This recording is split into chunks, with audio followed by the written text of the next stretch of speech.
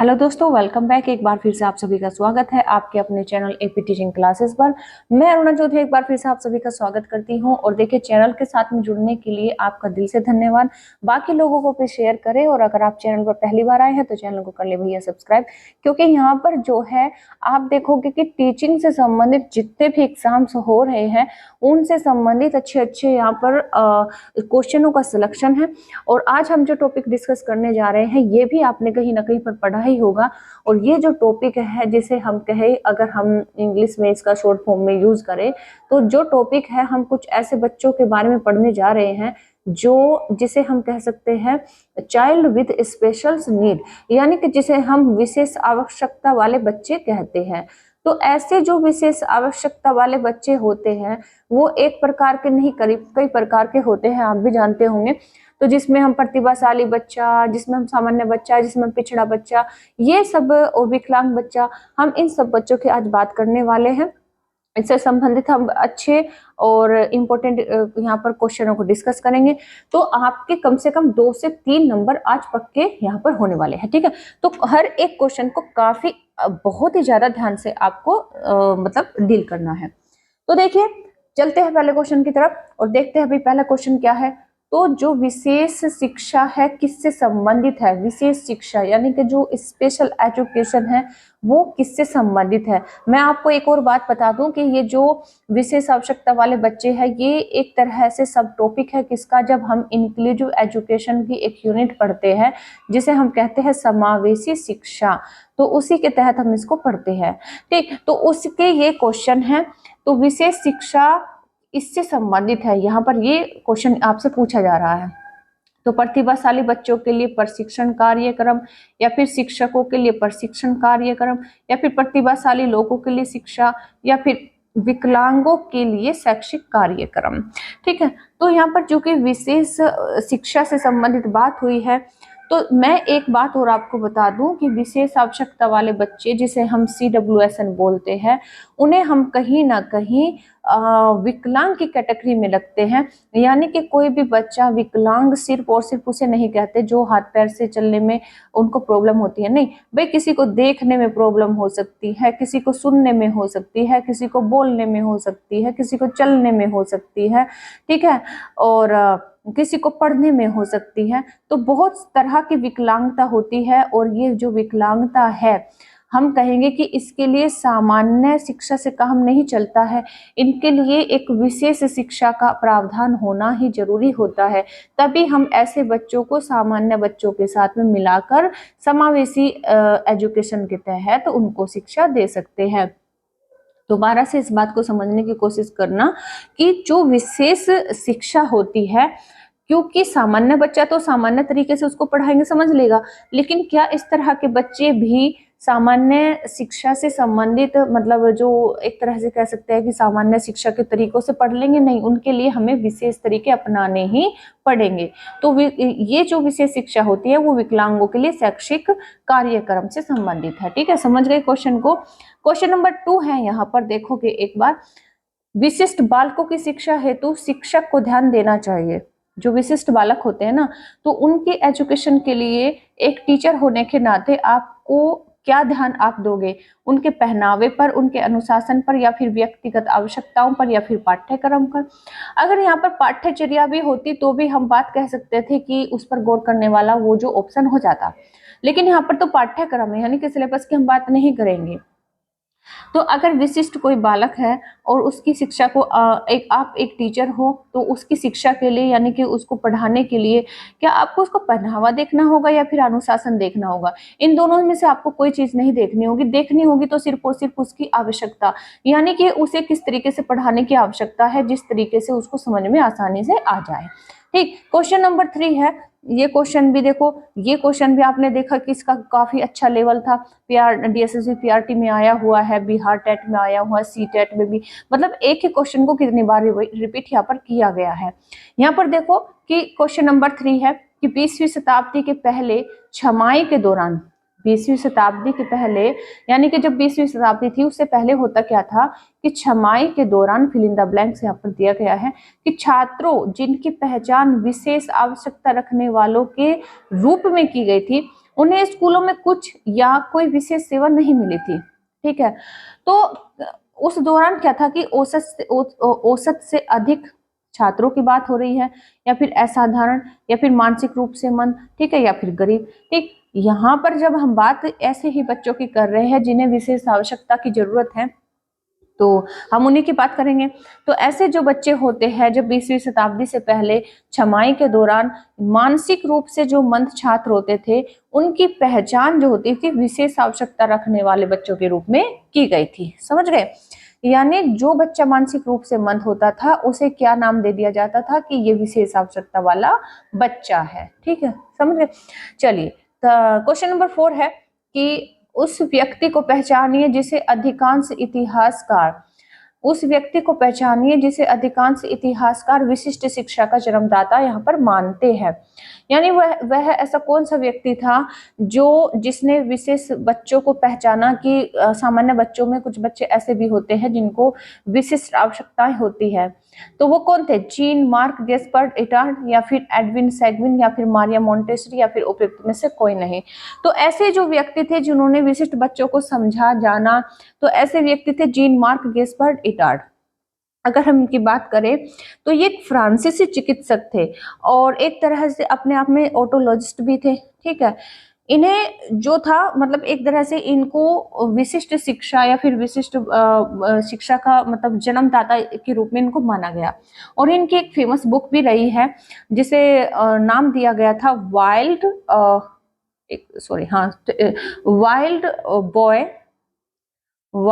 Boy of Everon.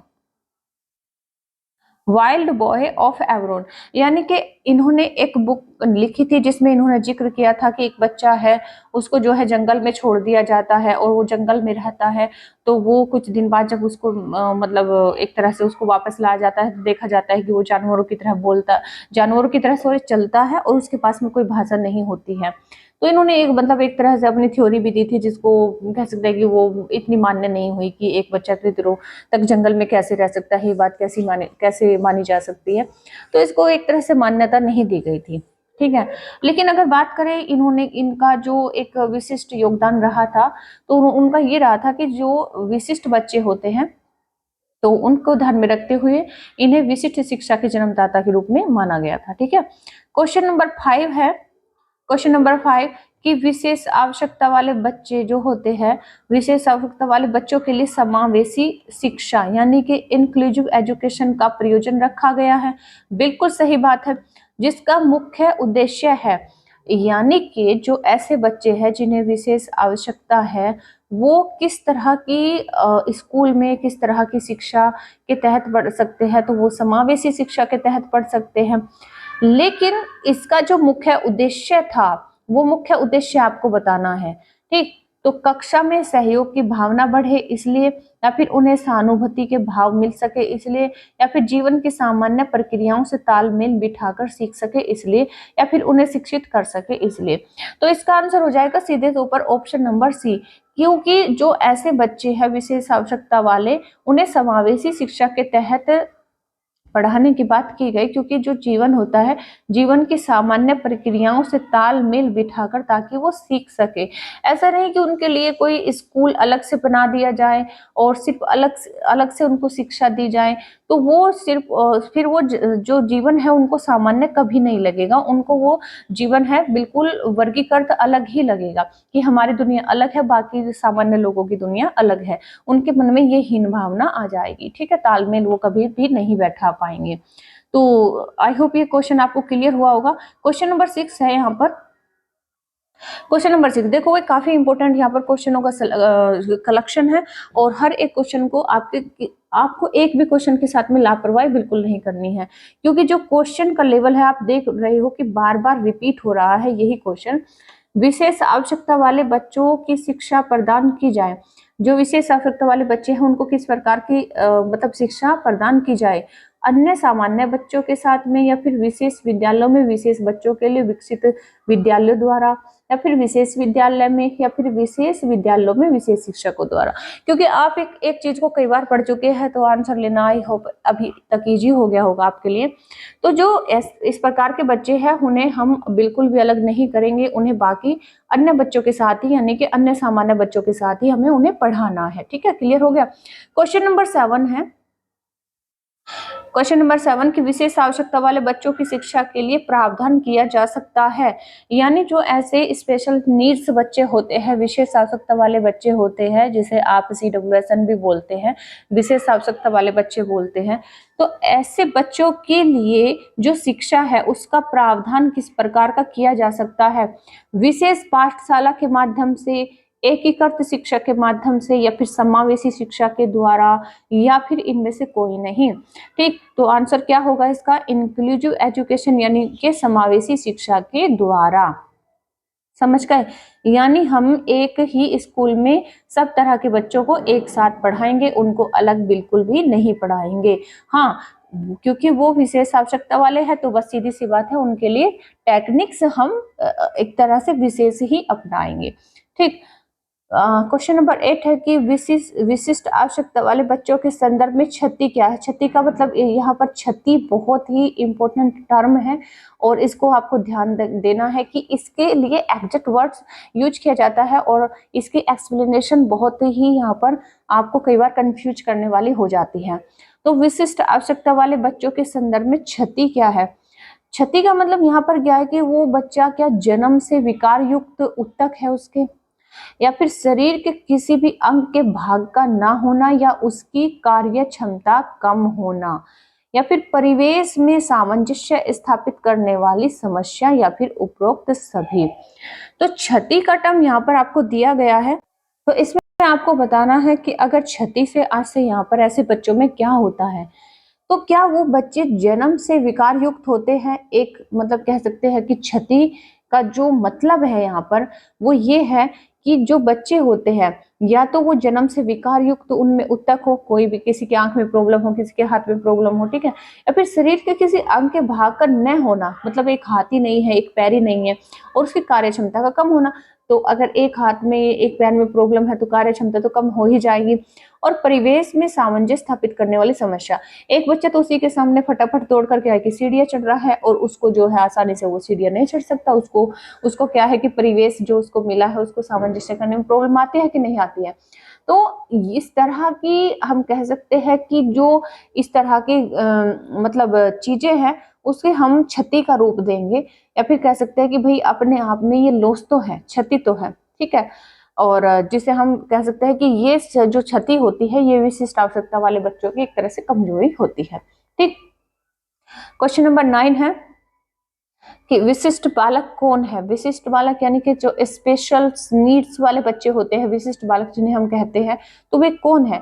शारीरिक रूप से विकलांग या मानसिक रूप से मंद, या फिर जिनकी शारीरिक विशेषताएं अथवा सीखने की क्षमता सामान्य से भिन्न है, या फिर जो जोखिम पर है। ठीक है, तो ऐसे जो बच्चे होते हैं जिन्हें हम विशिष्ट बालक कहते हैं, वो इस प्रकार की शारीरिक, उनमें इस प्रकार की शारीरिक विशेषताएं होती हैं अथवा सीखने की जो क्षमता होती है वो सामान्य से भिन्न होती है। यानी कि जिनकी शारीरिक विशेषताएं अथवा सीखने की जो क्षमता होती है वो सामान्य रूप से भिन्न हो, तो इस तरह के बच्चों को हम विशिष्ट बालक कहेंगे।